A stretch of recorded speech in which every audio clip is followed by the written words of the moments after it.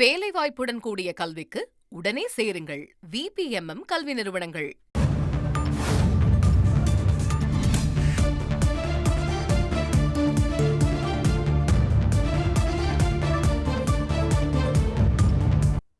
அண்மைச் செய்தி.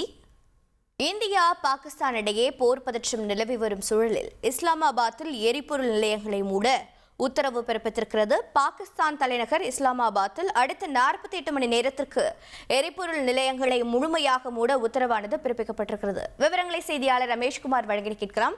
ரமேஷ்குமார், வணக்கம். இந்தியா தாக்குதல் நடத்தும் என்ற அச்சத்தில் இந்த முடிவானது பாகிஸ்தான் தலைநகரில் எடுக்கப்பட்டிருக்கிறதா, அல்லது எரிபொருள் சுத்தமாக அவர்களிடம் இல்லாமல் இந்த முடிவு எடுக்கப்பட்டிருக்கிறதா? அதாவது எரிபொருள் கிடைக்காமல் போய்விடக் கூடாது என்று இந்த முடிவு எடுக்கப்பட்டிருக்கலாம். இந்தியா மற்றும் பாகிஸ்தான் இடையே ஒரு பதற்றம் நீடித்து வரும் நிலையில் இஸ்லாமாபாத் தலைநகர வலயத்திற்கு உட்பட்ட அனைத்து இடங்களிலும் இருக்கக்கூடிய அனைத்து பெட்ரோல் நிலையங்களையும் உடனடியாக மூடுவதற்கு உத்தரவு பிறப்பிக்கப்பட்டிருக்கிறது. அந்த தலைநகர நிர்வாகம் அடுத்த 48 மணி நேரத்திற்கு இந்த பெட்ரோல் நிலையங்கள் மூடப்படுவதாக அறிவிக்கப்பட்டிருக்கிறது. இந்தியா மற்றும் பாகிஸ்தான் இடையே இந்த பதற்றம் நீடித்து வருவது நம்ம எல்லோருக்கும் நன்கு தெரியும். ஒருவேளை அதிக அளவிலான அந்த ராணுவ டாங்கிகளை கொண்டு செல்ல வேண்டும் என்று இருந்தாலோ அல்லது விமானங்களை இயக்குவதாக இருந்தாலோ அதற்கு பெரும் அளவிலான எரிபொருள் தேவை என்பது இருக்கும்.